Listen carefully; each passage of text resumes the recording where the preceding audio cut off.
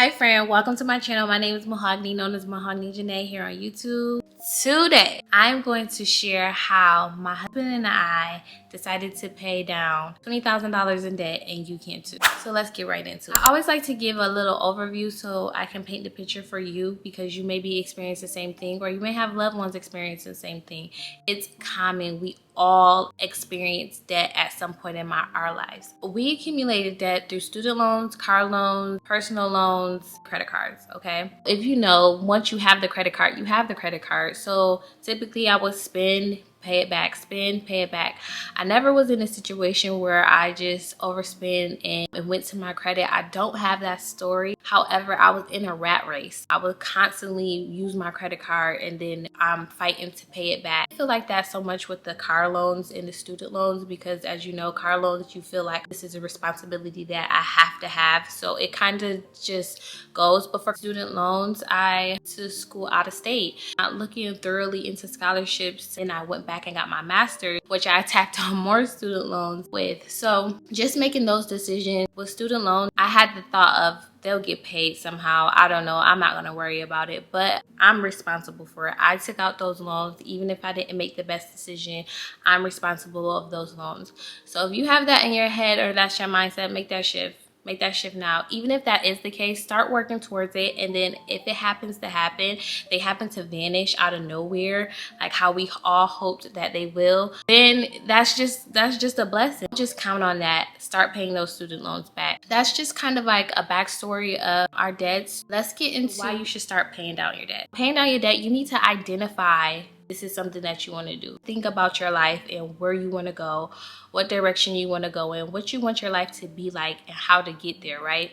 Husband and I enjoy lavish things. We like to purchase. He loves sneakers. I love luxuries. I love trips. I love experiences. And I wanted to be able to experience those things without running this rat race of putting on a credit card, paying it off later, or saving it up. I want to be able to live this free life, and he does as well. Some of the reasons why we decided to pay down debt: we found out we were pregnant, and you know, with a kid, they're expensive. You know, you want to build a legacy for their future, for your family's future, where they don't have to struggle. And then you also want to only want to be parents. You still want to, we still wanted to be able to live that life of luxury, be able to travel when we want, make purchases we want. But in order to do that, we had to start preparing now. So we both came into agreement that this is something that we wanted to do. The second thing is we wanted freedom. Like I was telling you, you don't want to be guilty of making purchases like, oh, I probably shouldn't have bought that bag. Oh, I probably shouldn't have bought them shoes. Like, you want to be able to be proud of your purchases and be able to make them without any doubt, like without even thinking about it. Just swiping your card, knowing that it doesn't hurt you the next month or the following month because you made this big purchase. So that was something that was really important to us as well. Just thinking about being able to spend and travel and do as we want freely.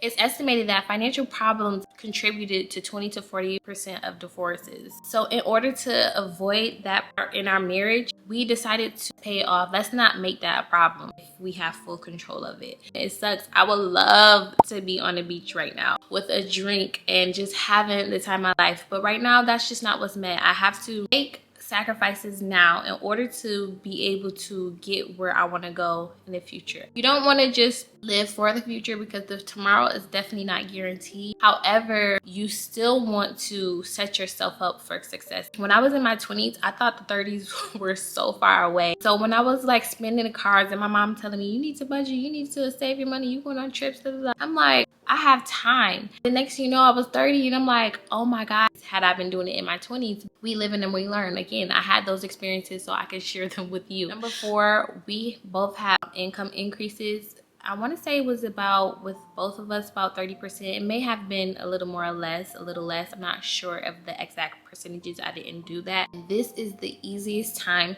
for you to make that change, okay? So if you're working a second job, if you have an income increase within your work, this is the easiest time to make the change, because all that is a mindset. This is money we did not have. We didn't have that money. we were used to living without it. So when we got it, it was easy to put it towards debt. Cost of living did increase, and we adjusted to the cost of living, but we still had a significant amount of money left over that we were able to put on to our debt. So you have to really determine what it is that you want for your life in order to make it happen. I want to encourage you that you have to change your mindset in order to want to do it. You have to think about where it is that you want to be. I want to encourage you. I'm going to go on to the next. Now we're getting into how we started and how you can get started too. It's not easy, but I'm going to tell you how to make it easy, okay? So number one, we're going to create a budget. Now with budgets, the point of it is for you to follow it. So you make out this map, your living expenses, and you may have your variable expense, things that change, your entertainment.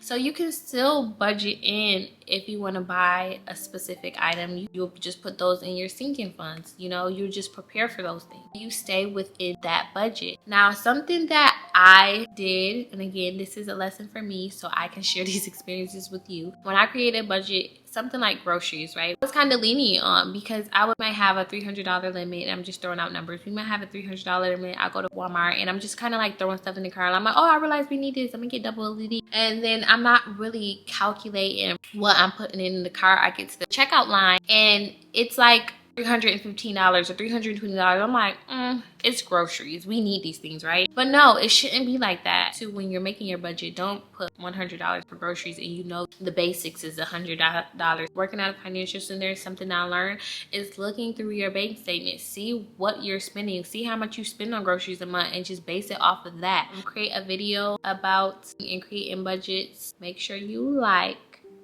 comment below, and subscribe. And if you're someone who already paid down debt, leave some advice in the comments below. Next thing we used was the snowball method. It's the method of paying your lowest debt down first and using that minimum payment to pay off the next debt. For example, if you have a $300 card and a $600 card, your $300 card has a $25 minimum payment. You pay that off completely. You take that $25 and add it to the $600 minimum payment of $25. Now you have $50 you pay into the $600 and you keep repeating the steps. What my husband and I did was we got that income increase. We decided to see what we are willing to sacrifice to pay down debt to get it down quicker. We sacrificed maybe 15 to 20% of our income. We added it to the lowest payment. So it took us like 3 months to pay it off. And we started in October in 2022. In July of 2023, we paid off $20,000 of debt. Now of that $20,000, the first year of us paying that down, we were only paying the minimum payment because we were living off our income that we had prior. So we had already had all our expenses pretty much covering our income that year prior. Once we got the income increase, we were paying more. And mind you, this was a 5-year loan and we paid it off in a little less than a year. But the unbelievable happened. My husband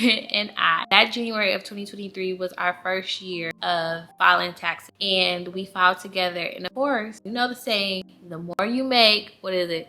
The more they take, okay? We end up owing taxes. It kind of wasn't in our head. We knew that that's something that could eventually come and you had to pay it back. So it kind of set us back and we didn't prepare for that. We did use that extra money that we were paying over on into our debt. We still paid the minimum of our debt that we were paying, and we used that money to help pay towards taxes, and we did have to borrow from our 401k. I do not recommend borrowing from your 401k because this is for your future. This is what you're setting up for your future. It is there for emergencies, but if you create a plan, you won't ever have to do that. If you create an emergency saving fund, this will help prevent that.